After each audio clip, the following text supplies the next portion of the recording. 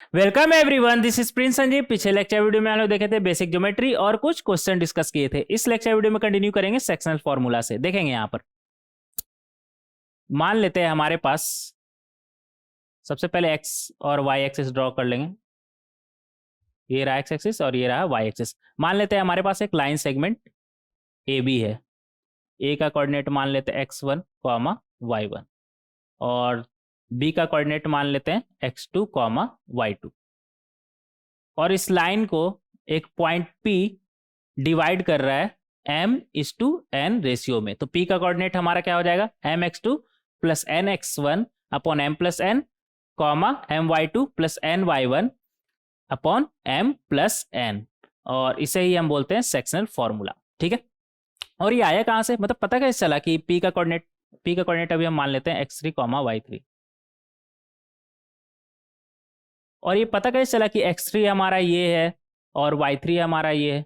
Simple, देखेंगे यहाँ पर कैसे पता चला। तो उसके लिए हम क्या करते हैं ना कि सबसे पहले कलर चेंज कर लेंगे। ऐसा करते हैं ना, यहाँ से परपेंडिकुलर हम ड्रॉ कर लेते हैं।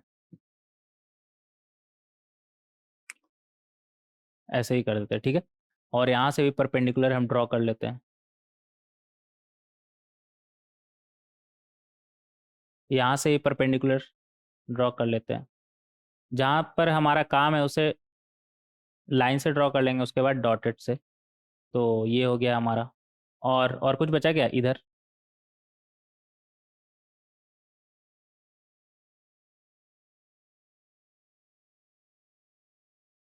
और एक ये परपेंडिकुलर। ठीक है, हमें फाइंड क्या करना है, x3 कॉमा y3 फाइंड करना है, मतलब p कोऑर्डिनेट फाइंड करना है। तो उसके लिए हम क्या करेंगे, देखेंगे यहाँ पर हमें हमें डायरेक्ट दिख रहा है कि ये एंगल अगर थीटा है तो ये एंगल हमारा कितना हो जाएगा, थीटा। और ये 90 डिग्री है तो ये कितना हो जाएगा, 90 माइनस थीटा। और यहाँ पर भी ये कितना हो जाएगा, 90 माइनस थीटा। यहाँ पर कुछ दिखा? ये दोनों ट्राइंगल हमारा सिमिलर है। कौन सा? सबसे पहले इसका नाम दे देंगे। ए बी हो गया था ना, ये सी दे देते हैं, ये डी और ये ई। इसका नाम तो पी है ये हमारा। तो यहाँ पर हम देख सकते हैं कि ट्राइंगल कौन सा, B E P. B E P, B अच्छे से लिख लेंगे यार। बी ई पी सिमिलर है किसके, triangle P D A. P D A. और सिमिलर ट्राइंगल में हमें पता है कि साइड का रेशियो बराबर होता है।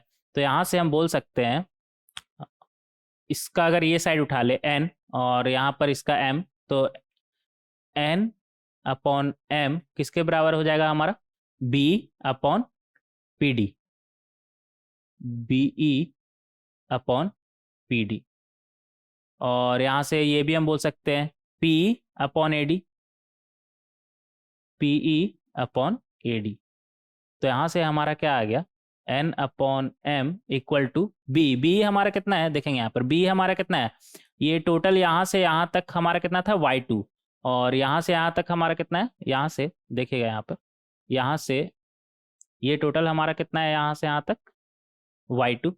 और यहाँ यहाँ से यहाँ तक मतलब e तक हमारा कितना है, y3।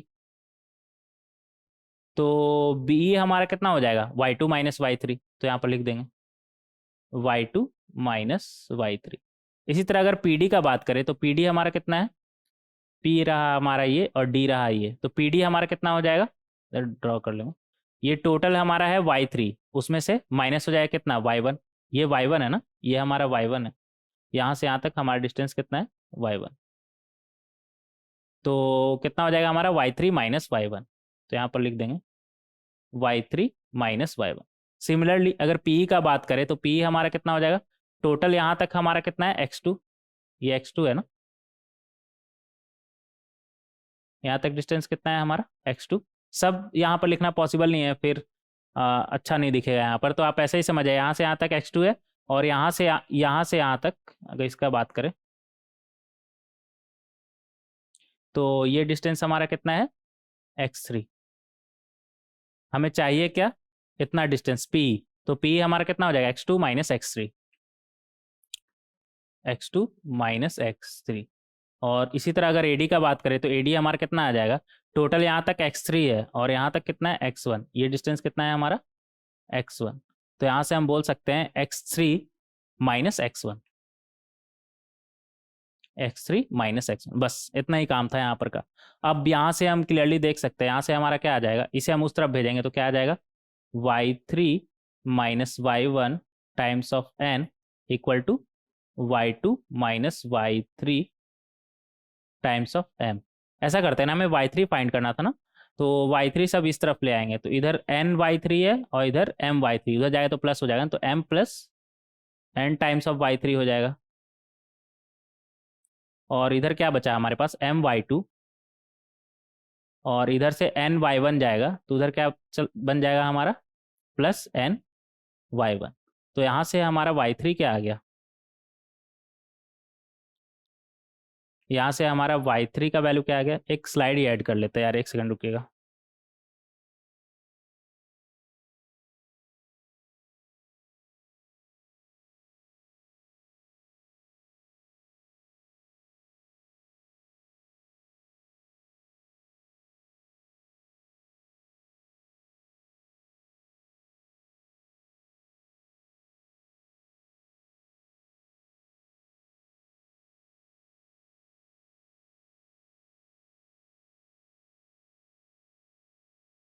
स्लाइड ऐड हो गया हमारा, और एक सेकेंड, हाँ, तो आगे बढ़ेंगे हम। हाँ, तो हमारा फाइनली क्या आया, यहाँ से इधर आ जाता है, कितना आया था हमारा, m plus N Y three equal to m y2 plus n y1। तो यहाँ से इसके बाद कंटिन्यू करेंगे, तो यहाँ से हमारा y3 का वैल्यू कितना आ जाएगा, m y2 plus n y1, और m प्लस n नीचे आ जाएगा, m प्लस n।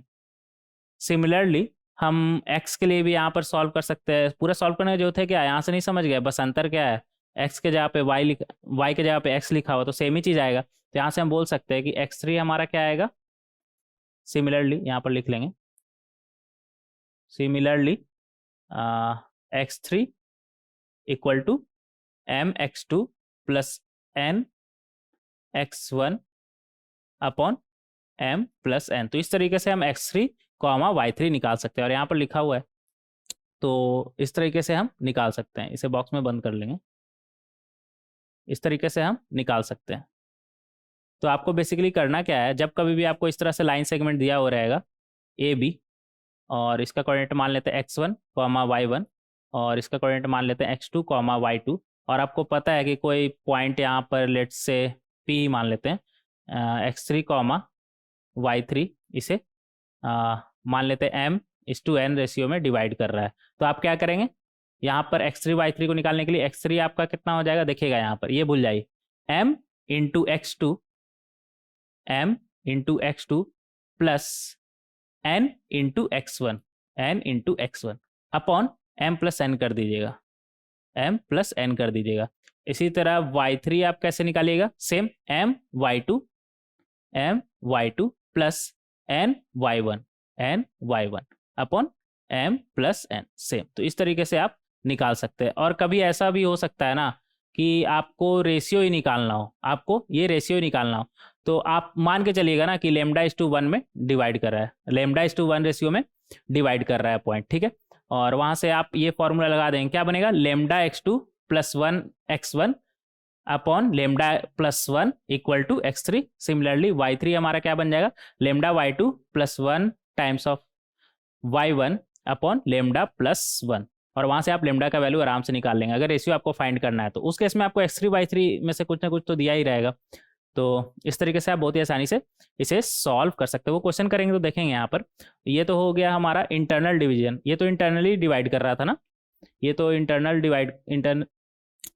डिवीजन था हमारा, मतलब लाइन को इंटरनली डिवाइड कर रहा था। आप देखेंगे एक्सटर्नली अगर डिवाइड करेगा तो कैसे निकालेंगे। तो सबसे पहले याद रखने का तरीका, लेकिन यहाँ पर ना आप याद ना ही करें तो ज़्यादा सही रहेगा, बताते हैं क्यों। ये फॉर्मूला याद ना ही करें तो ज़्यादा सही रहेगा, क्योंकि इसका कोई सेंस नहीं है, आगे चल के देखेंगे यहाँ पर क्यों।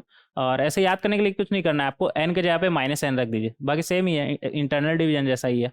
तो यहाँ पर देखिए +n था ना, +n जहाँ है वहाँ -n रख दीजिए, तो आपका एक्सटर्नल डिवीजन का फॉर्मूला बन जाएगा। और एक्सटर्नल डिवीजन का क्या मतलब है, मान लेते हैं एक ये लाइन सेगमेंट ए बी, ए मान लेते हैं x1 कॉमा y1, और थोड़ा और दूर करेंगे। हाँ अब सही है, थोड़ा बड़ा सा रहता है, सही लगता है।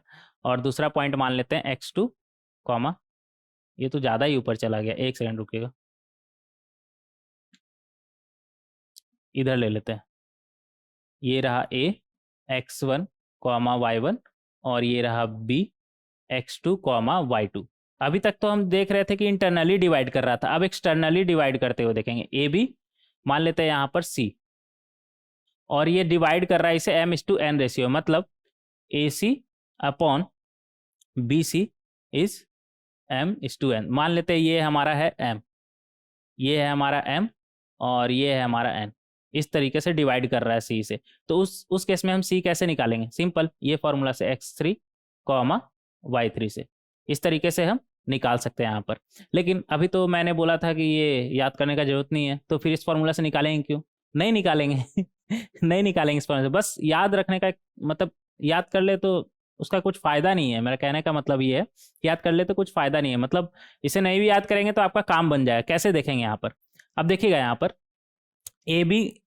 ए बी को सी एक्सटर्नली डिवाइड कर रहा है m/n रेशियो में। तो अगर ये m है, ये n है, तो ये हमारा कितना हो गया? m-n। ये कितना हो गया हमारा? m-n। अगर इसका बात करें, इतना लेंथ का बात करें, तो ये हमारा कितना हो जाएगा? m-n। तो एक तरीके से यहाँ पे देखें तो AC को B इंटरनली डिवाइड कर रहा है, किस रेशियो में? m-n/n रेशियो में डिवाइड कर रहा है, और यहां से ही ये फॉर्मूला आया। देखेंगे यहाँ पर, यहां से हम बोल सकते हैं x2 हम बोल सकते हैं, x2 हमारा कितना आ जाएगा? देखेंगे यहाँ पर, m-n times of x3, m-n times of x3 plus n times of x1 upon m-n plus n। ठीक है, सिमिलरली आप y2 भी निकाल सकते हैं, पहले x2 ही निकाल लेते हैं पूरा। तो यहाँ से हम देख सकते हैं n कैंसिल, m को उस तरफ भेजेंगे तो क्या बनेगा? mx2 equal to m-n times of x3 plus n(x1), ये बनेगा। तो यहाँ से हमारा क्या आ गया? x3 हमें निकालना है ना यहाँ से, तो x3 का वैल्यू क्या आ जाएगा हमारा? स्टेप बाय स्टेप ही चलेंगे। m-n times of x3 equal to n(x1) को उस तरफ भेजेंगे तो क्या बनेगा? mx2 minus n(x1). तो यहाँ से x3 का वैल्यू क्या आ गया हमारा? mx2 minus n(x1) upon m-n। तो यहाँ पर क्लियरली देख सकते हैं कि हमें फॉर्मूला याद रखने का जरूरत नहीं है, हम इस तरीके से सॉल्व करें। हम क्या करेंगे, जब भी इस तरह का हमें सॉल्व करना होगा, हम मान लेंगे कि सी एक्सटर्नली डिवाइड कर रहा है, तो AC को B इंटरनली डिवाइड कर रहा है, और इंटरनल डिवीजन वाला हम याद रखेंगे क्या? mx2 कहाँ गया यहाँ पर? mx2 plus n(x1) upon m plus n, my2 plus ny1 upon m plus n। तो आपको सिर्फ इंटरनल डिवीजन याद रखना है, एक्सटर्नल डिवीजन याद रखने का कोई जरूरत नहीं है। तो इस तरीके से हम x3 y3 निकाल सकते हैं। इसी तरह y3 हमारा क्या हो जाएगा, इधर ही लिख लेते हैं ना। y3 हमारा क्या हो जाएगा? my2 minus ny1 same m-n। तो इस तरीके से हम निकाल सकते हैं। सेम प्रोसेस यहाँ से x3 आप निकाल सकते हैं, y3 भी निकाल सकते हैं। कर ही ले क्या? कर लेते हैं, इधर रहने दीजिए, इधर कर लेते हैं। हमें y2 निकालना है ना, नहीं y3 निकालना है ना। तो y2 हमारा क्या हो जाएगा? m-n times of y3, m-n times of y3 और plus n times of y1 upon क्या हो जाएगा? m-n plus n। तो n गया, यहाँ से क्या आ जाएगा? my2 नीचे लिख लेते हैं, यहाँ से क्या आ जाएगा हमारा? my2 equal to m-n times of y3 plus ny1। तो यहाँ से हमारा क्या आ जाएगा? m-n times of y3 equal to my2 minus ny1, y2 minus ny1। तो यहाँ से y3 का वैल्यू हमारा क्या आ जाएगा? my2 माइनस ny1 अपॉन ऐसे करके लिख देते हैं ना, अपॉन m माइनस n। तो इस तरीके से हम लिख सकते हैं। ये तो छुप गया ना, अच्छा वो बाद में आप देख लीजिए, ये हो गया। सेम ही चीज़ है, जहाँ जहाँ पे x2 था वहाँ y2 आ जाएगा, और जहाँ पे x1 था वहाँ पे y1 आ जाएगा, सेम फॉर्मूला। अच्छा यहाँ पर तो लिखा हुआ ही है, तो नीचे उतना सोचने का जरूरत नहीं है। तो इस तरीके से हम यहाँ पर x3 y3 निकाल सकते हैं। तो आपको सिर्फ इंटरनल डिवीजन याद रखना है, एक्सटर्नल डिवीजन याद रखने का कोई जरूरत नहीं है। आप क्या करिएगा, m/n बोल रहा है ना, तो आप मान के चलिए कि b जो है ac को डिवाइड कर रहा है m-n/n रेशियो में, और इस तरीके से बहुत ही आसानी से आप निकाल लेंगे। एक बात का और ध्यान रखिएगा कि यहाँ पर एक्सटर्नल डिवीजन का बात हो रहा है ना, तो AC इधर लिख लेते हैं, AC अपॉन BC का अगर बात करें तो यहाँ पर देख सकते हैं AC अपॉन BC का बात करें तो AC तो ज़्यादा है, BC तो AC का पार्ट ही है ना, तो BC हमारा कम होगा, AC ज़्यादा होगा, क्योंकि BC AC का पार्ट ही है, तो BC छोटा है AC बड़ा है, तो इसका वैल्यू क्या आएगा हमारा ग्रेटर देन 1। और ऐसा होने पर C देख रहे हैं किधर आ रहा है, राइट हैंड साइड, तो यहाँ पर लिखिएगा C लाइज राइट। किसका राइट? AB का राइट। ठीक है, अगर मान लेते हैं AB अपॉन AC, थोड़ा और इधर लिखेंगे AB अपॉन BC, मान लेते हैं लेस देन 1 आ रहा है हमारा, तो लेस देन 1 कब आएगा? जब A इधर रहा, B इधर रहा, जब C हमारा किधर हो, लेफ्ट हैंड साइड। कैसे? AC upon BC less than 1, मतलब BC बड़ा है, और यहाँ पर देख सकते हैं BC बड़ा है। BC कब बड़ा होगा? जब AB के लेफ्ट में C होगा। ठीक है, तो लेस देन 1 में C क्या हो जाएगा हमारा? Lies left. तो इस बात का ध्यान रखिएगा कि जब कोई आपको चेक करना है कि C राइट साइड में है या लेफ्ट साइड में है, तो आप AC अपॉन BC निकाल के देख लीजिएगा। तो AC अपॉन BC जब ग्रेटर देन 1 आएगा तो C हमारा राइट साइड में होगा AB के, और जब लेस देन 1 होगा तो C हमारा लेफ्ट साइड होगा AB के। ठीक है, तो इस तरीके से आप बहुत ही आसानी से फॉर्मूला को याद रख सकते हैं। आगे कुछ क्वेश्चन देखेंगे। क्वेश्चन से पहले एक और चीज़ बच गया आपका, हार्मोनिक कॉन्जुगेट। अब हार्मोनिक कॉन्जुगेट क्या होता है वो भी देख लेंगे यहाँ पर। मान लेते हैं ये हमारा AB, थोड़ा इधर ही मान लेते हैं, AB को अगर P internally let's say m/n ratio में डिवाइड कर रहा है, और AB को थोड़ा छोटा ही कर लेते हैं इधर, AB को Q एक्सटर्नली m/n रेशियो में अगर डिवाइड कर रहा है, m/n रेशियो में डिवाइड कर रहा है, तो P और Q एक दूसरे का हार्मोनिक कॉन्जुगेट होगा। P और Q एक दूसरे का हार्मोनिक कॉन्जुगेट होगा। और जब कभी भी आपको क्वेश्चन में देखना रहेगा हार्मोनिक कॉन्जुगेट, तो आप कैसे देखेंगे?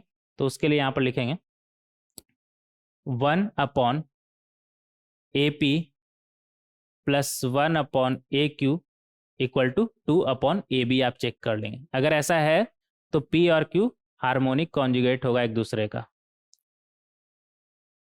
ठीक है, और ये आया कहाँ से, इसका ही प्रूफ देखेंगे यहाँ पर। देखिएगा यहाँ पर m अपॉन n हमारा क्या हो जाएगा? AP अपॉन PB, और यहाँ से अगर बात करें तो यहाँ से हमारा कितना हो जाएगा? AQ upon BQ, AQ upon BQ। तो यहाँ से हमारा क्या आ गया? इन दोनों का रेसिप्रोकल कर देंगे तो ये हमारा बन जाएगा PB upon AP equal to BQ upon AQ। हम सिर्फ इतना साइड में देख रहे हैं। ठीक है, हम इतना साइड में देख रहे हैं, तो यहाँ से हमारा क्या आ गया? दोनों साइड हम रेसिप्रोकल कर दिए, कर सकते हैं ऐसा इक्वलिटी में। तो PB upon AP equal to BQ upon AQ। ठीक है, अब PB को हम ऐसा लिख सकते हैं, PB हमारा कितना है ये, तो PB को ऐसा लिख सकते हैं AB माइनस AP। PB को हम ऐसा लिख सकते हैं AB माइनस AP, और नीचे में क्या था? AP। और BQ को हम ऐसा लिख सकते हैं AQ माइनस AB, और नीचे में क्या था हमारा? AQ। कहाँ गया हमारा? हाँ, AQ। तो यहाँ से हमारे पास क्या आ गया? AB अपॉन AP माइनस ये कितना बन जाएगा? 1 equal to AQ upon AQ क्या बनेगा? 1 माइनस AB अपॉन AQ। तो यहाँ से हमारे पास क्या आ जाएगा? 1 को उस तरफ भेजेंगे तो इधर तो 2 हो जाएगा, और इधर कितना आ जाएगा A B upon A P plus A B upon A Q. तो यहाँ से देख सकते हैं ए बी कॉमन निकाल के उस तरफ भेज देंगे तो हमारा क्या बनेगा 1 upon A P plus 1 upon A Q equal to 2 upon A B. ठीक है, तो आपको कभी पता करना हो कि हार्मोनिक कॉन्जुगेट है कि नहीं पी और क्यू, तो आप इस तरीके से चेक कर सकते हैं 1 upon A P plus 1 upon A Q equal to देख लीजिएगा 2 अपॉन ए बी है या नहीं। ठीक है, अगर ऐसा है तो पी और क्यू एक दूसरे का हार्मोनिक कॉन्जुगेट होगा। और हार्मोनिक कॉन्जुगेट होने का क्या मतलब है कि पी और क्यू दोनों एक ही रेशियो में डिवाइड कर रहा है, बस एक इंटरनली डिवाइड कर रहा है और दूसरा एक्सटर्नली डिवाइड कर रहा है। अब क्वेश्चन करेंगे, देखेंगे इसके ऊपर। तो यहाँ पर क्वेश्चन नंबर 1 का अगर बात करें तो यहाँ पर क्या बोल रहा है, find harmonic conjugate of P with respect to A B. ठीक है, तो ए बी हमारा कितना है 2,3, यहाँ पर देख लेंगे ए हमारा कितना बोल रहा है 2,3, और बी कितना है 5,6, और यहाँ पर पी क्या बोल रहा है 3,4। इसको मान लेते हैं लेमडा इस टू 1 में डिवाइड कर रहा है। ठीक है, और हमें फाइंड क्या करना है यहाँ पर क्यू फाइंड करना है ना, मतलब इसका हार्मोनिक कॉन्जुगेट क्यू फाइंड करना है जो एक्सटर्नली डिवाइड कर रहा हो।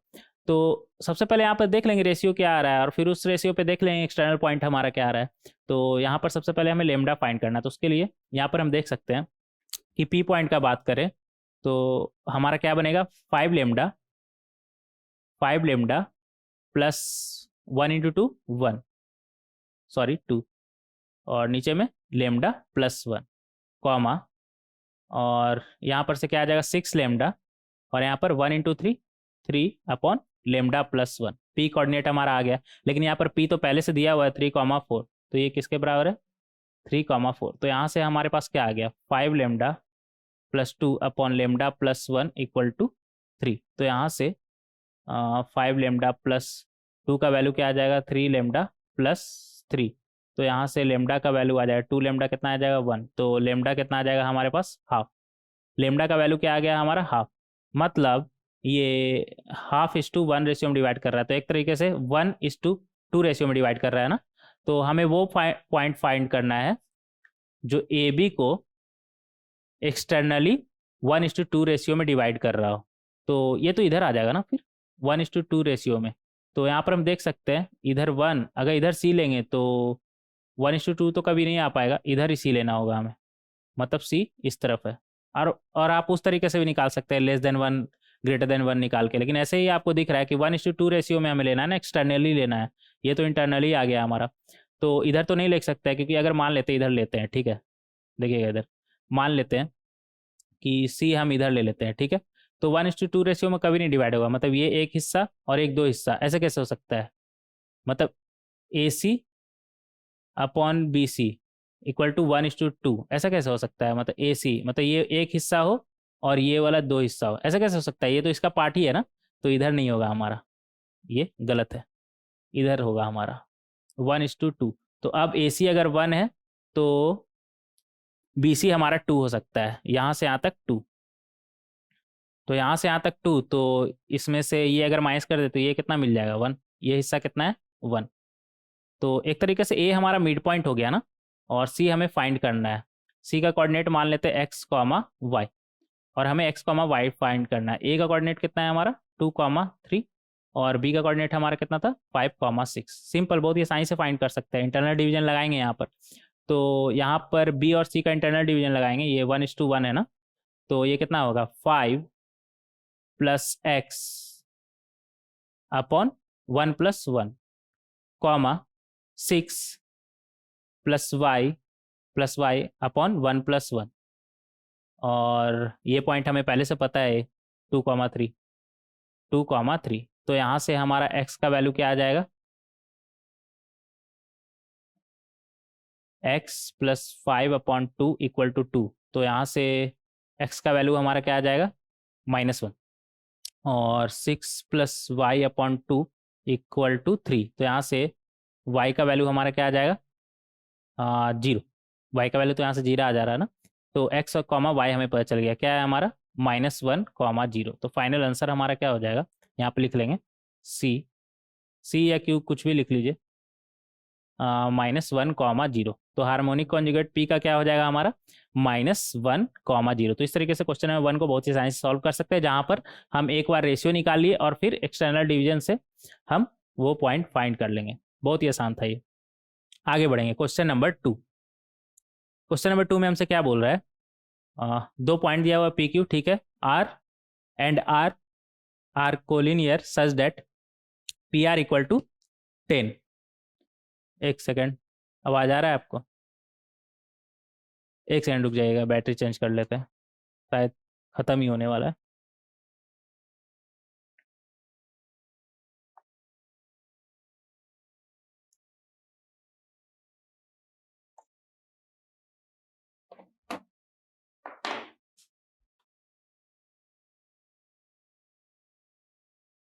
आवाज़ आवाज़ आ रहा होगा अभी आपको, लेकिन ख़त्म ही होने वाला बैटरी, तो उससे पहले हम चेंज कर लेंगे यहाँ पर। तो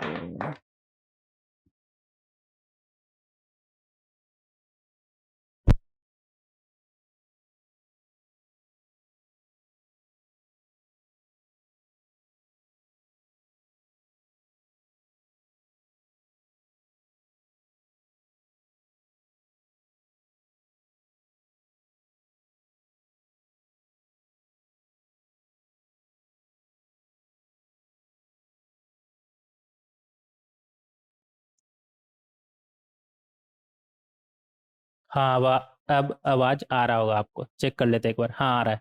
ठीक है, आगे बढ़ेंगे। कहाँ पर थे हम? हाँ, यहाँ पर दो पॉइंट दिया हुआ है हमें, पी एंड क्यू। आ रहा है ना? ऐसा लगते रहता है जैसे आवाज़ आ ही नहीं रहा हो तो सब गड़बड़ हो जाएगा ना, तो चेक कर लेना सही रहता है। अब फुल बैटरी है इसका, उसमें एक ही बैटरी आ रहा था हमारा। तो यहाँ पर दो पॉइंट दिया हुआ है हमारे पास, पी एंड क्यू। और क्या बोल रहा है हमसे, R are collinear such that P R equal to 10। तो सबसे पहले आप पी क्यू निकालिए। पी क्यू आपका कितना है? पी क्यू हम निकाल सकते हैं डिस्टेंस फार्मूला से। कितना आ जाएगा हमारा? 2 माइनस -2 का स्क्वायर प्लस -2 - 1 का स्क्वायर। कितना आ जाएगा हमारा? ये आ जाएगा हमारा, ये कितना बन जाएगा, 4 4 का स्क्वायर 16, और यहाँ पर -2 - 1 मतलब -3 का स्क्वायर मतलब 9। तो यहाँ से कितना आ गया हमारा, √25, मतलब ये तो 5 आ गया ना। और हमसे क्या बोल रहा है यहाँ पर, पी क्यू। पी का पॉइंट दे रखा है 2 - 2, और क्यू का पॉइंट भी दे रखा है -2, 1। और क्या बोल रहा है, आर, ये मान लेते हैं आर, और इसका पॉइंट नहीं दिया हुआ, ठीक है, x, y मान लेते हैं। और क्या बोल रहा है हमसे कि such that P R equal to 10। P R 10 है हमारा, ठीक है, यहाँ से यहाँ तक 10 है। और हमें पता है पी क्यू का कितना है लेंथ, 5। पी क्यू का लेंथ कितना है, 5, ठीक है। तो ये, और और दूसरा भी कुछ हो सकता है क्या? अच्छा, मान लेते हैं आर लेफ्ट हैंड साइड हुआ तो कुछ इस तरीके का बनेगा। ये पी रहा आपका, ये क्यू रहा। पी कितना है, 2, -2, और क्यू कितना है, -2, 1। और आर मान लेते हैं इधर है, ठीक है। तो आर को हम मान लेते हैं यहाँ पर x, y।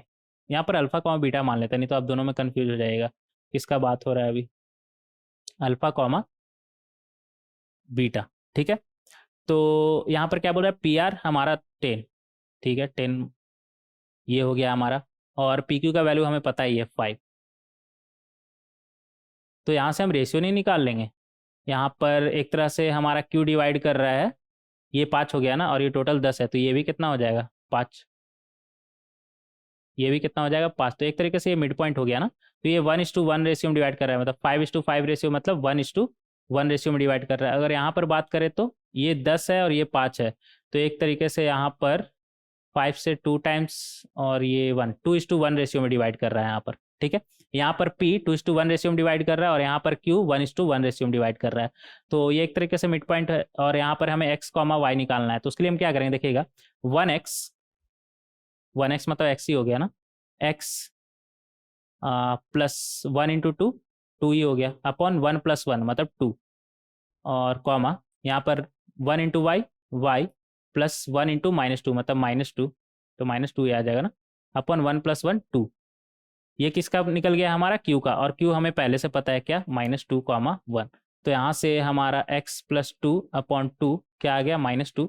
तो x का वैल्यू हमारा कितना आ गया, -6, और इसी तरीके से हम y भी निकाल सकते हैं। y माइनस 2/2 हमारा कितना है 1, तो यहाँ से y का वैल्यू हमारा कितना आ जाएगा 4, तो ये आ गया हमारा 4। तो यहाँ से x, y का वैल्यू हमारा कितना आ गया -6, 4। तो इस तरीके से हम r निकाल सकते हैं। और ये वाला भी देख लेंगे, दो तरह का केस बनेगा ना यहाँ पर, केस 1 और केस 2। ठीक है, तो केस 2 में देखेंगे कि हमारा r का कोऑर्डिनेट क्या आ रहा है। इधर आ जाते हैं, तो यहाँ पर हमारा क्या बनेगा 2 इंटू -2 और प्लस 1 इंटू अल्फा, मतलब अल्फा अपॉन 2 + 1 3, 2 + 1 ही रहने देते हैं। और अंदर में क्या आएगा हमारे पास, सॉरी y का कोऑर्डिनेट क्या आएगा हमारे पास 2 + 1 इंटू बीटा, मतलब बीटा अपॉन 2 + 1। ये 2 + 3 कहाँ से आ गया, ये 2 + 1 होगा ना, 2 + 1। और ये किसके बराबर होना चाहिए 2 - 2 के बराबर। ये p आया ना हमारा कोऑर्डिनेट, तो ये किसके बराबर होना चाहिए 2 - 2। तो यहाँ से हमारा क्या आ गया अल्फा -4/3 = 2 एंड बीटा +2/3 = -2। तो यहाँ से अल्फा का वैल्यू कितना आ गया 10 और बीटा का वैल्यू कितना आ जाएगा -8। -8 सही आया ना, ये एक बार वेरीफाई कर लेंगे। -4 प्लस अल्फा, हाँ, अपॉन 2 = 2 - 2 था ना, हाँ अब सही है, कोऑर्डिनेट में कुछ गलती नहीं की है ना, हाँ सही है। तो यहाँ से हमारा आ जाएगा 10 -8, तो ये हमारा कितना हो गया 10, -8। तो इस तरीके से हम r बहुत ही आसानी से निकाल सकते हैं। तो r फाइनली हमारा कौन कौन सा आ गया -6, 4 एंड r का वैल्यू क्या आया यहाँ से 10, -8, दो वैल्यू आ रहा है, r का दो कोऑर्डिनेट आ रहा है ऐसा। तो इस तरीके से बहुत ही आसानी से क्वेश्चन नंबर कौन सा था ये 2 हम सॉल्व कर सकते हैं। आगे बढ़ेंगे क्वेश्चन नंबर 3। क्वेश्चन नंबर 3 में हमसे क्या बोल रहा है, if A B C and D नहीं, ए बी सी दिया हुआ है हमें, find D such that the quadrilateral A B C D is a parallelogram. अच्छा, यहाँ पर बोल रहा है डी फाइंड करिए कि डी हमारा क्या हो, एक ए बी सी डी हमारा क्या हो एक पैरेललोग्राम। तो यहाँ पर A B C D parallelogram बोल रहा है ना, तो देखिएगा यहाँ पर 3 तरह का केस बनेगा। पहला, जब डी ए के अपोजिट हो, और दूसरा जब डी बी के अपोजिट हो, तीसरा जब डी सी के अपोजिट हो। तो इधर ए है ना, तो इधर बी मान लीजिए, इधर सी मान लीजिए, तो इधर ए मान लीजिए, इधर सी मान लीजिए, और इधर ए मान लीजिए, इधर बी मान लीजिए। तो यहाँ पर देख सकते हैं 3 तरह का केस बनेगा। एक बार में डी ए के अपोजिट होगा, एक बार में डी बी के अपोजिट होगा, और एक बार में डी सी के अपोजिट होगा। और कोई केस बन सकता है क्या, नहीं, तीनों तो हो गया। अब किसके अपोजिट होगा डी, और हाँ यही 3 तरह का केस बन सकता है 1 2 3। और हमें क्या फाइंड करना है D such that A B C D is a parallelogram. तो पैरेललोग्राम में हमें पता है क्या कि डायगोनल एक दूसरे को बाइसेक्ट करता है, डायगोनल एक दूसरे को बाइसेक्ट करता है, ये मान लेते हैं। बाइसेक्ट करने का क्या मतलब है, ये 1:1 रेशियो में मिड पॉइंट हो गया ना, तो ई नाम दे देते हैं इसका। तो सब में डायगोनल क्या है बाइसेक्ट करेगा, मतलब 1:1 रेशियो में डिवाइड करेगा, 1:1 रेशियो में, ई नाम दे दिए यहाँ पर, इसका नाम दे दिए ई।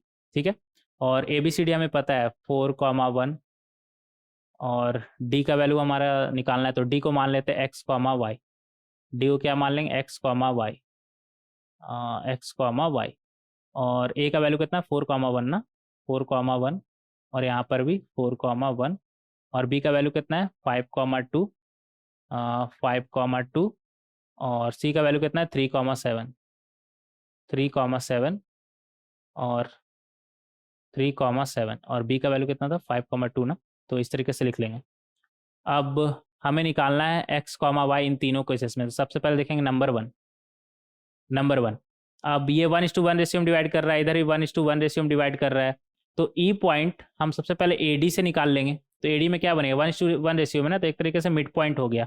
तो मिड पॉइंट हम कैसे निकालते हैं x + 4/2 y + 1/2, यही बनेगा ना हमारा। सेक्शन फॉर्मूला लगाएंगे 1 × x मतलब x 1 × 4 मतलब 4/1 + 1 मतलब 2 हो गया। और ये किसके बराबर आना चाहिए, यहाँ से जो आएगा हमारा, यहाँ से क्या आ रहा है हमारा 5 + 3/2, 5 + 3/2 कॉमा 2 + 7/2। ठीक है, तो यहाँ से हम देख सकते हैं कि x + 4/2 इक्वल टू कितना आ गया हमारा 5 + 3 मतलब 8/2। तो यहाँ से हमारा x का वैल्यू कितना आ गया 4, एक्स का वैल्यू 4 आ गया। सिमिलरली अगर y का वैल्यू हम निकालें तो यहाँ से हमारा y + 1/2 क्या आ रहा है, y + 1/2 का वैल्यू क्या आ रहा है 7 + 2 मतलब 9, 9/2, 9/2। तो यहाँ से y का वैल्यू हमारा क्या निकल के आया 8। तो ये क्या बन गया हमारा 4,8। तो यहाँ से तो आ गया हमारा 4,8। यहाँ से ये x, y हमारा क्या आ रहा है 4,8। तो पहला केस हो गया, दूसरा केस देखेंगे 4,8। तो इस तरीके से हम फर्स्ट केस सॉल्व कर लिए, दूसरा केस मान के चल रही है ये वाला। तो यहाँ पर हमारा x + 5/2 मिड पॉइंट में तो सिंपल ऐड करके डिवाइड कर देते हैं 2 से, तो x प्लस कितना हो जाएगा 5/2, x + 5/2 कॉमा y + 2/2 किसके बराबर आएगा हमारा 4 + 3/2, 4 + 3/2 कॉमा 7 + 1/2। तो यहाँ से हम देख सकते हैं कि x + 5/2 हमारा कितना आ रहा है 4, 3, 7, तो 7/2। तो यहाँ से x का वैल्यू हमारा कितना आ रहा है 2। सिमिलरली y + 2/2 हमारा क्या आ रहा है 7 + 1 8, 8/2। तो यहाँ से y का वैल्यू क्या आ गया 6। तो ये पॉइंट हमारा कितना आ गया 2,6, यहाँ पर लिख लेंगे 2,6। और तीसरा अगर बात करें तो देख लेंगे यहाँ पर तीसरा तीसरा केस का अगर बात करें तो यहाँ से हमारा आ जाएगा, ये सी कितना था यार हमारा 3,7, यहाँ पर छूट गया था ना 3,7 x+x, y और a 4,1 और ये 5,2। ठीक है, तो यहाँ से आ जाएगा हमारा x + 3/2। यहाँ से सी डी से हमारा क्या आ जाएगा x + 3/2 कॉमा y + 7/2, y + 7/2। और ये किसके बराबर आना चाहिए, यहाँ से हमारा क्या आएगा ई पॉइंट 5 + 4/2 कॉमा 2 + 1/2, 2 + 1/2। तो यहाँ से हम देख सकते हैं x का वैल्यू x + 3/2 क्या आ रहा है हमारा 5 + 4 मतलब 9, 9/2। तो यहाँ से x का वैल्यू हमारा क्या आ जाएगा 6। और इसी तरह y + 7/2 हमारा क्या आएगा यहाँ से y + 7/2 क्या आ रहा है हमारा यहाँ से 2 + 1 3, 3/2।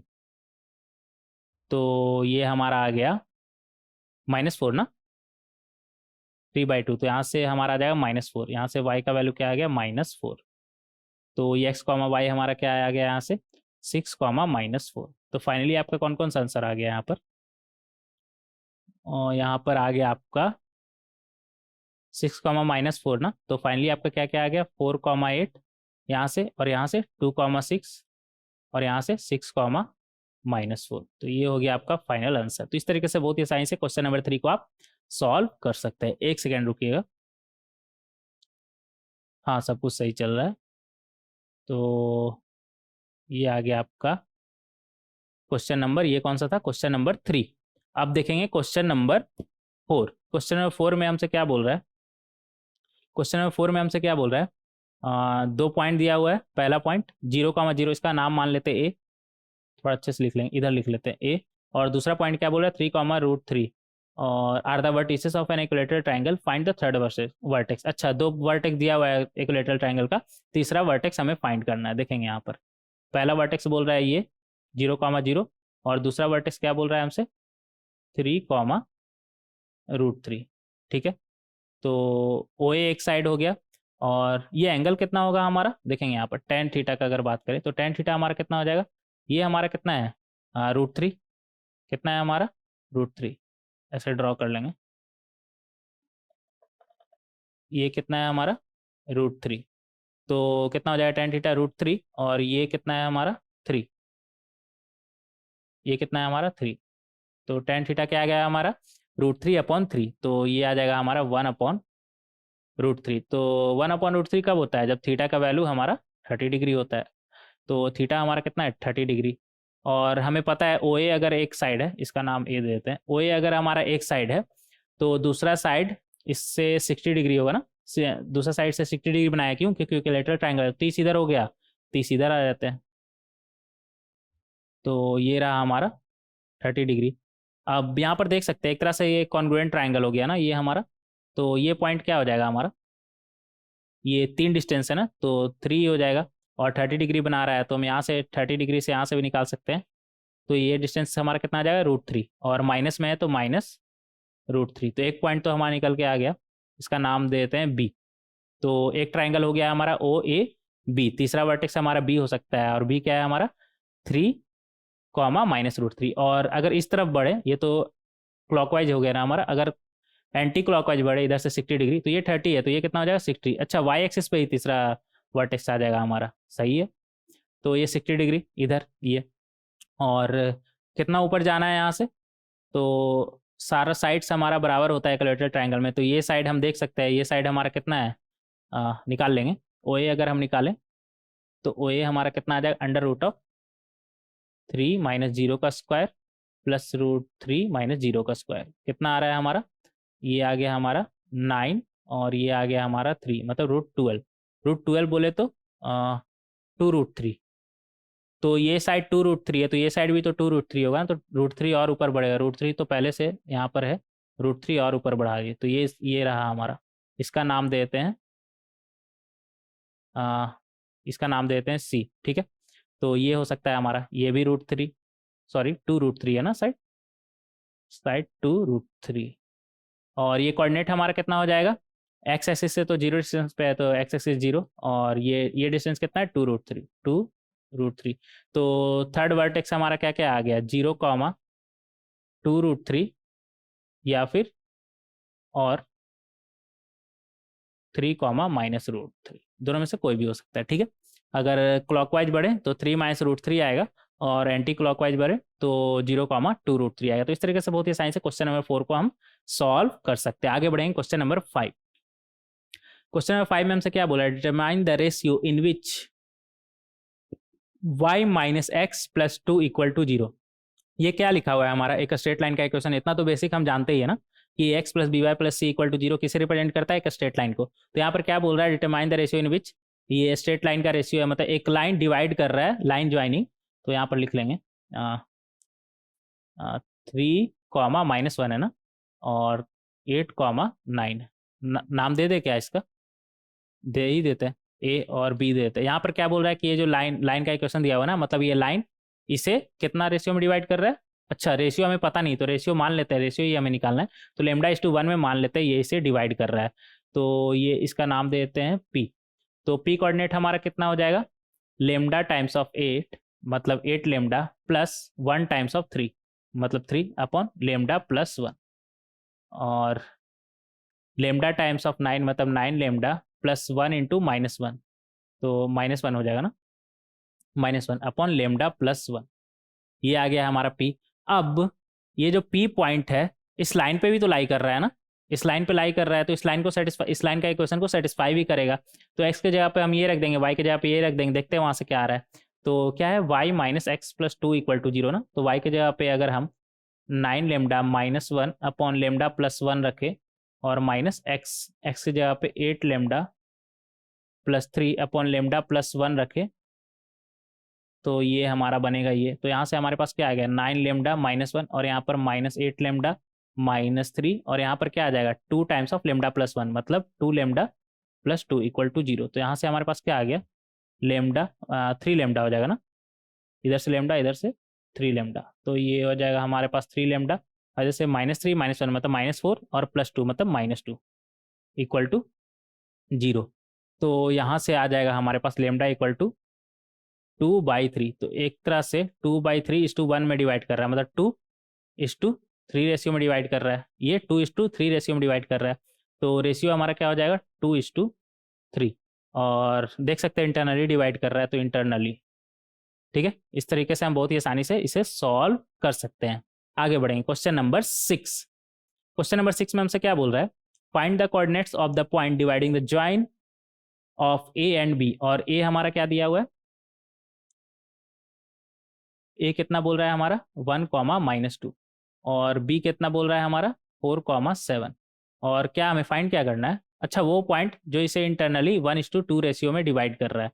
तो 1:2 रेशियो में डिवाइड कर रहा है, क्या हो जाएगा हमारा 4 × 1 मतलब 4 + 2 × 1 मतलब 2/1 + 2, कॉमा 7 × 1 मतलब 7 + 2 × -2 मतलब -4, -4/1 + 2, 1 + 2। तो ये हमारा बन जाएगा 4 + 2 6, 4 + 2 6, 6/3 कितना हो जाएगा 2। और यहाँ पर 7 में 4 गया 3, 3/3 1। तो इस तरीके से बहुत ही आसानी से हम यहाँ पर इसे सॉल्व कर सकते हैं। क्या आ गया हमारा कोऑर्डिनेट 2, 1, तो इसका आंसर कितना हो जाएगा 2, 1 आंसर।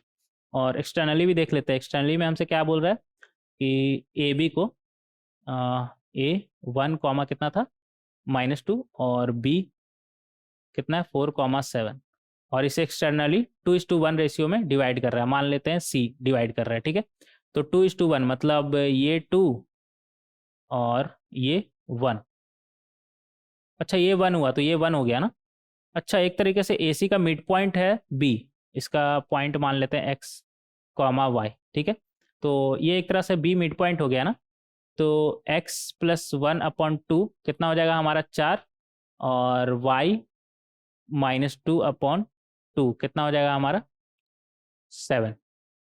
इधर आ जाता है तो यहाँ से x का वैल्यू कितना आ गया 7 और यहाँ से y का वैल्यू कितना आ गया 16। तो x, y हमारा कितना आ गया 7, 16। तो यहाँ से आ गया 7, 16। तो इस तरीके से बहुत ही आसानी से हम इसे सॉल्व कर सकते हैं। यहाँ पर बेसिकली करना क्या था, आपको 2 पॉइंट दिया हुआ है और बोल रहा है तीसरा, बस फॉर्मूला बेस्ड था कि यहाँ पर जैसे क्या बोल रहा है हमसे 1, 2 रेशियो में डिवाइड कर रहा है तो वो पॉइंट को निकालिए। तो उसके लिए हम क्या किए, यहाँ पर सिंपल 1 × 4, 2 × 1 सिंपल कर दिए तो हमारा क्या आ गया 4 + 1, 4 + 2 6/1 + 2 डिवाइडेड बाई 3 कितना हो गया हमारा 2 और यहाँ पर 7 और यहाँ पर -4 मतलब 3, 3/3 1। तो इस तरीके से बहुत ही आसानी से हम इसे सॉल्व कर सकते हैं। आगे बढ़ेंगे क्वेश्चन नंबर 7। क्वेश्चन नंबर 7 में हमसे क्या बोल रहा है, in what ratio is the line joining A B is divided by 2, 6। तो ऐसा करते हैं ना, ए बी बोल रहे हैं, सबसे पहले ए पार्ट सॉल्व कर लेते हैं। तो ये रहा हमारा ए, ये रहा हमारा बी। ए कितना है हमारा 8, 9 और बी कितना है हमारा -7, 4। और हमसे बोल रहा है कि 2, 7 इसको किस रेशियो में डिवाइड कर रहा है। तो मान लेते हैं कि λ/1 में इसे डिवाइड कर रहा है। तो यहाँ से हमारे पास क्या आ जाएगा 2, 7 पहले निकाल ही लेते हैं, क्या बनेगा λ × कितना हो जाएगा -7 और यहाँ से 1 × 8 मतलब 8/λ+1 इक्वल टू हमारा क्या आना चाहिए 2, एस कोऑर्डिनेट क्या आना चाहिए 2। तो यहाँ से हमारे पास क्या आ जाएगा -7 यहाँ से हमारे पास क्या आ जाएगा -7 +8 इक्वल टू 2 तो यहाँ से आ जाएगा हमारे पास 9 इक्वल टू 6 मतलब लेमडा का वैल्यू यहाँ से क्या आ गया हमारा 6/9 मतलब 2/3, 2/3 आ जाएगा ना, सही किया ना यहाँ पर -7 अच्छा 8/9 -7/4 λ/1 में किए 2, 7 ठीक है -7 +8/λ+1 इक्वल टू 2 ठीक है यहाँ पर। तो यहाँ से 2 प्लस ये ठीक है 9 इक्वल टू आ गया 6 और लेमडा का वैल्यू यहाँ से आ गया कितना 6/9 मतलब 2/3 सही है। तो 2/3 रेशियो में डिवाइड कर रहा है तो यहाँ पर रेशियो क्या हो जाएगा 2/3 आंसर 2:3 रेशियो में डिवाइड कर रहा है। अच्छा हाँ एक बात याद रखिए λ/1 हम मान के चले थे ना और λ/1 मतलब 2/3:1 तो यहाँ से रेशियो क्या आ गया हमारा मल्टीप्लाई करेंगे बोथ साइड तो क्या आ जाएगा 2:3। तो फाइनल रेशियो हमारा ये बन जाएगा, ये याद रखिएगा 2:3 रेशियो में। और इंटरनली ये भी लिख दीजिएगा इंटरनली, ठीक है। तो इंटरनली डिवाइड कर रहा है और अच्छा ये पता कैसे चला इंटरनल डिवाइड कर रहा है, कैसे पता चला? पॉजिटिव आ रहा है, निगेटिव आता तो एक्सटर्नल डिवाइड करता है यहाँ पर। अब यहाँ पर बोल रहा है एक्स एक्सिस, तो ये रहा ए, ये रहा बी। ए का वैल्यू 8,9 और बी का वैल्यू कितना है -7,4। बोल रहा है in what ratio the line joining इतना डिवाइडेड बाय एक्स एक्सिस। एक बात ध्यान दीजिएगा यहाँ पर, ए भी मान लेते हैं एक्स एक्सिस डिवाइड कर रहा है ये, तो ये पॉइंट हमारा कितना होगा? वाई कोऑर्डिनेट तो इसका 0 हो जाएगा, वाई से एक्स से डिस्टेंस हमारा कितना है 0, एक्स एक्सिस से डिस्टेंस है 0, तो इसका वाई कोऑर्डिनेट कितना हो जाएगा 0, तो इसे हम बोल सकते हैं अल्फा कॉमा 0। सिमिलरली अगर मान लेते ऐसे रहता, तो यहाँ पर मतलब वाई एक्सिस पे जो भी कोऑर्डिनेट आएगा वो हमारा किस तरह का आएगा 0 कॉमा मान लेते हैं बीटा, मतलब इसका एक्स कोऑर्डिनेट हमारा 0 है, क्योंकि वाई से डिस्टेंस इसका 0 है। तो अभी तो फिलहाल एक्स एक्सिस से चल रहा है, लेकिन आगे वाई एक्सिस भी लिखा हुआ था, तो एक ही साथ दोनों को हम ले लिए यहाँ पर। तो पॉइंट हम क्या मान लिए? Alpha comma 0। एक्स एक्सिस पे आप कोई भी पॉइंट मान सकते हैं अल्फा कॉमा 0। तो यहाँ पर क्या बोल रहे हैं हमसे? रेशियो फाइंड करना था ना, तो λ/1 मान लेते हैं। तो यहाँ से हमारे पास क्या आएगा? इसका वाई कोऑर्डिनेट फाइंड करें तो 4λ + 9 अपॉन λ+1, और हमें पता है वाई कोऑर्डिनेट क्या आ रहा है इसका 0, तो यहाँ से λ का वैल्यू क्या आ जाएगा -9/4। यहाँ पर माइनस क्या इंडिकेट कर रहा है कि ये इसे एक्सटर्नली डिवाइड कर रहा है। तो रेशियो हमारा क्या माने थे हम? λ/1 मतलब -9/4/1। तो यहाँ से हमारे पास क्या आ गया 9/4, और माइनस क्या इंडिकेट कर रहा है कि ये इसे एक्सटर्नली डिवाइड कर रहा है, एक्सटर्नली डिवाइड कर रहा है आंसर। तो 9/4 रेशियो में करेगा, और एक्सटर्नल डिवीजन है यहाँ पर, इसलिए माइनस आ रहा है। और सी देख ले इसका ना, सी पार्ट इधर ही देख लेते हैं।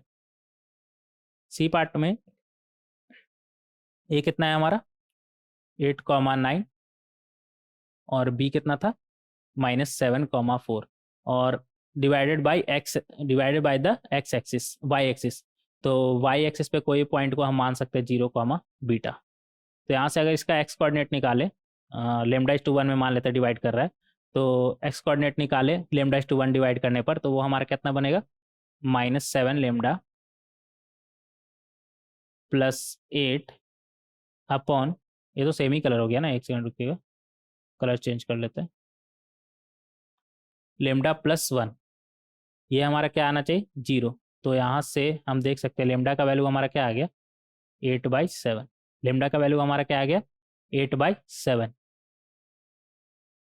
तो इसका आंसर कितना हो जाएगा हमारा 8/7? कहाँ गया ये? λ/1 था ना, इधर ही लिख ले क्या, इधर इधर ही लिख लेते हैं। 8/7/1 आ गया ना, मतलब 8/7, और पॉजिटिव आ रहा है, तो क्या हो जाएगा हमारा इंटरनली।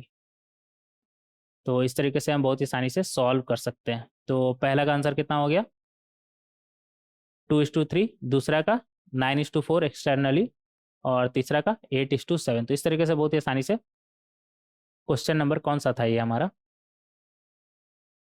7, क्वेश्चन नंबर 7 को सॉल्व कर सकते हैं। बहुत ही आसानी से क्वेश्चन नंबर 7 को सॉल्व कर सकते हैं, जहाँ पर कुछ नहीं करना था, λ/1 मान लेंगे और फिर यहाँ से हम निकाल लेंगे। तो ये हो गया हमारा क्वेश्चन नंबर 7। आगे देखेंगे क्वेश्चन नंबर 8। क्वेश्चन नंबर 8 में हमसे क्या बोल रहा है? Given that A and B are 2 points and D is a point on AB produced। ठीक है, सबसे पहले A B बोल रहा है, तो A B यहाँ पर देख लेते हैं। क्या बोल रहा है? A ये रहा हमारा, और B ये रहा हमारा, और A कितना बोल रहा है हमारा?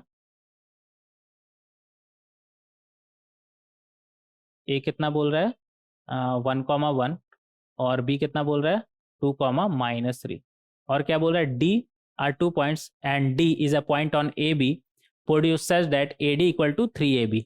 तो AB अगर मान लेते एक है, तो AD हमारा कितना, AB अगर एक हिस्सा है तो AD कितना है हमारा 3 हिस्सा, तो यहाँ पर मान लेते हैं D है। ठीक है, इसका कोऑर्डिनेट मान लेते हैं x, y। तो AD हमारा कितना बोल रहा है 3 हिस्सा, और AB एक हिस्सा, तो मतलब ये टोटल 3 बोल रहा है ना, और ये एक यहाँ पर ही हो गया, मतलब ये 2। तो एक तरीके से 1:2 रेशियो में डिवाइड कर रहा है ना, 1:2 रेशियो में डिवाइड कर रहा है। अब यहाँ पे आप क्लियरली देख सकते हैं कि AD/AB तो आपका 3 आ जाएगा, AD/AB आपका कितना आ जाएगा 3। यहाँ पर क्या बोला था AD = 3 टाइम्स ऑफ AB, तो AB 1 है, तो ये टोटल हमारा 3 हो गया ना, ये 3 टाइम्स ऑफ AB हो गया ना। और यहाँ पर ए बोल भी रहा है, तो इस तरीके से इसे समझ सकते हैं। तो हम पहले ही आपसे बोले थे एक्सटर्नल डिवीजन हम कभी भी यूज़ नहीं करेंगे, हमेशा क्या करेंगे, कोशिश करेंगे कि इंटरनल डिवीजन ही यूज़ करें, इससे हमारा काम आसान हो जाता है। तो हाँ, हमें फाइंड क्या करना है यहाँ पर, अच्छा find the coordinates of D, मतलब एक्स कॉमा वाई हमें फाइंड करना है। उसके लिए हम क्या करेंगे, देखिएगा यहाँ पर बी कोऑर्डिनेट अगर हम फाइंड करें तो बी हमारा क्या आएगा, 1 × x मतलब x प्लस 2 × 1 मतलब 2 अपॉन 1+1 और क्या आएगा y प्लस 2 × 1 मतलब 2 अपॉन 1+2। और बी कोऑर्डिनेट हमें पहले से पता है क्या, 2, -3। तो यहाँ से x प्लस 2 अपॉन 2+1 3, तो ये x प्लस 2 अपॉन 3 क्या आ गया हमारा 2 and y plus 2 upon 2+1 3 equal to -3। तो यहाँ से x का वैल्यू कितना आ गया, 6 - 2 4, और यहाँ से y का वैल्यू हमारा कितना आ गया, y का वैल्यू कितना आ जाएगा, -9 और -2 मतलब -11। तो कितना आ गया हमारा, ये तो 4 आ गया और ये -11, तो डी आ गया हमारा 4, -11, -11। ठीक है, तो इस तरीके से बहुत ही आसानी से आप इसे सॉल्व कर सकते हैं। आगे बढ़ेंगे, क्वेश्चन नंबर 9। क्वेश्चन नंबर 9 हमारा कितना है, क्या बोल रहा है इसमें, determine the ratio in which the line, इतना divide the line segment joining. अच्छा, मतलब 1, 3 और 2, 7 को एक लाइन डिवाइड कर रहा है। ये लाइन क्या बोल रहा है हमसे, लाइन का इक्वेशन दिया हुआ है 3x + y + 9 = 0। इस पॉइंट को हम मान लेते हैं, ये पॉइंट इसमें λ/1 रेशियो में इसे डिवाइड कर रहा है। तो ये पॉइंट हमारा कितना हो जाएगा, ये पॉइंट हो जाएगा हमारा 2 टाइम्स ऑफ λ, 2 टाइम्स ऑफ λ +1, इसे 1, 3 अच्छे से लिख लेंगे।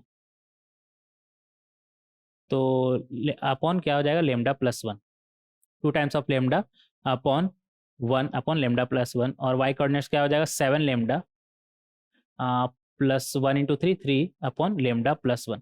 अच्छा, ये पॉइंट इस लाइन पे लाई भी कर रहा है ना, तो इस लाइन को सेटिस्फाई भी करेगा, मतलब इस लाइन का इक्वेशन को सेटिस्फाई भी करेगा। तो यहाँ पर चुपचाप रख देंगे, तो क्या बनेगा हमारा 3, x के जगह पे क्या रखेंगे, 2 λ+1 अपॉन λ+1, और y के जगह पे क्या रखेंगे, 7 λ+3 अपॉन λ+1, और यहाँ पर क्या है, -9 था ना, ये +9 कहाँ से आ गया यार, ये -9 है, तो ये -9 = 0। तो यहाँ से हमारे पास क्या आएगा, 3 × 2 6 λ, और यहाँ पर +3, और यहाँ पर 7 λ+3, और यहाँ पर क्या बनेगा, -9 टाइम्स ऑफ λ+1। अगर हम λ+1 से बोथ साइड मल्टीप्लाई करें तो ये हमारा बन जाएगा -9 λ -9 = 0।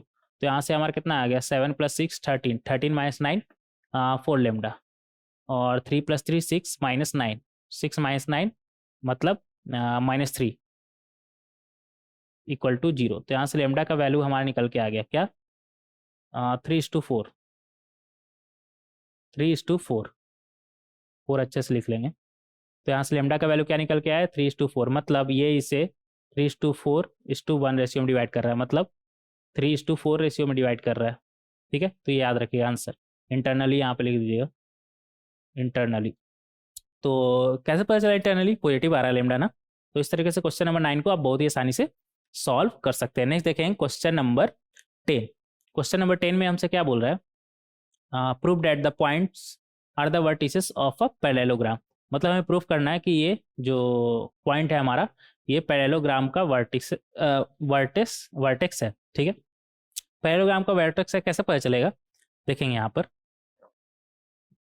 इसका नाम दे देते ए, इसका नाम देते बी, इसका नाम देते सी, इसका नाम देते डी। अगर हमारा ये पैरेललोग्राम मान लेते ए बी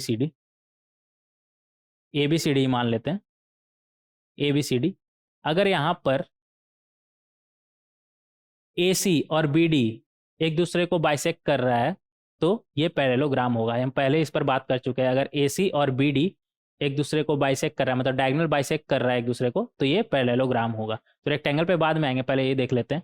तो यहाँ पर देखिए बाइसेक्ट कर रहा है क्या, ए बी अगर आप निकालें, और पता कैसे चलेगा यहाँ पर, अगर बाइसेक्ट कर रहा है तो इस पॉइंट का नाम दे देते हैं, मान लेते हैं ई, तो AC से बाइसेक्ट करने का क्या मतलब, ये 1:1 रेशियो में डिवाइड कर रहा है।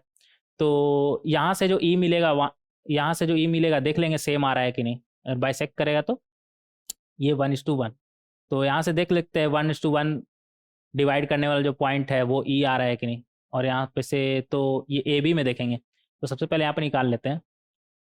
तो एक तरीके से हमारा मिड पॉइंट ऑफ AC निकालेंगे, तो क्या आ रहा है हमारा, AC हमारा आ जाएगा 4 + -2, मतलब 4 - 2 अपॉन 1 + 1 2, कॉमा 3 - 1 अपॉन 2, कितना आ रहा है हमारा, ये 1 आ रहा है और ये भी 1। और मिड पॉइंट ऑफ BD भी देख लेते हैं, BD क्या आ रहा है हमारा। तो मिड पॉइंट ऑफ BD देखेंगे तो वो हमारा आएगा 1 + 1 अपॉन 2, 0 + 2 अपॉन 2। ये तो आ रहा है यार, 1,1 ही आ रहा है। हाँ, तो यहाँ से हम देख सकते हैं AC का जो मिड पॉइंट है और BD का जो मिड पॉइंट है वो सेम ही है, मतलब एक दूसरे को बाइसेक्ट कर रहा है ये। तो हाँ, ये पैरेललोग्राम तो है, ABCD इज अ पैरेललोग्राम।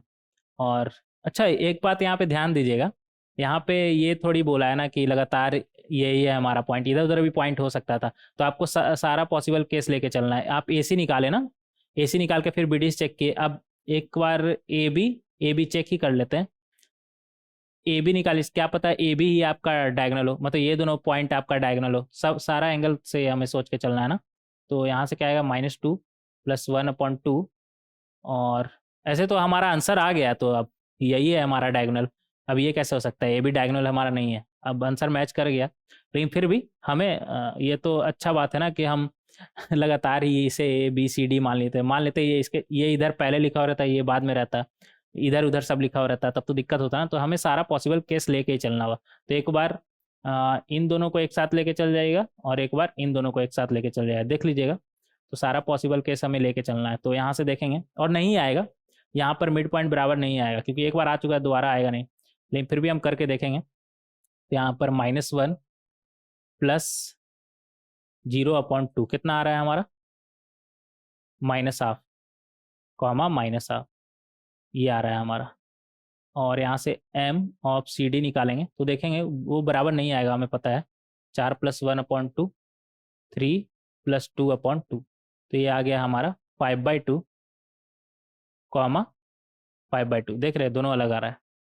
तो यहाँ से क्लियरली देख सकते हैं कि हमारा दोनों अलग आ रहा है मिड पॉइंट। तो ये डायगोनल हमारा कौन सा है, AC और BD, मतलब ऐसा नहीं है। AB हम निकाल रहे थे ना, AB और इधर CD, तो ऐसा नहीं है, ये वाला फिगर बनेगा आपका। ठीक है, यहाँ पर से हम देख ली। और ABCD हमारा ये, तो पैरेललोग्राम तो है, इस तरीके से हम प्रूफ कर सकते हैं। क्योंकि ये देख रहे हैं यहाँ पर दोनों का E हमारा क्या आ रहा है, कॉमन क्या आ रहा है, 1,1 इधर लिख लेंगे। ये कितना आ गया हमारा, 1,1। और A का पॉइंट भी लिख देते हैं, क्या है हमारा, -2, -1।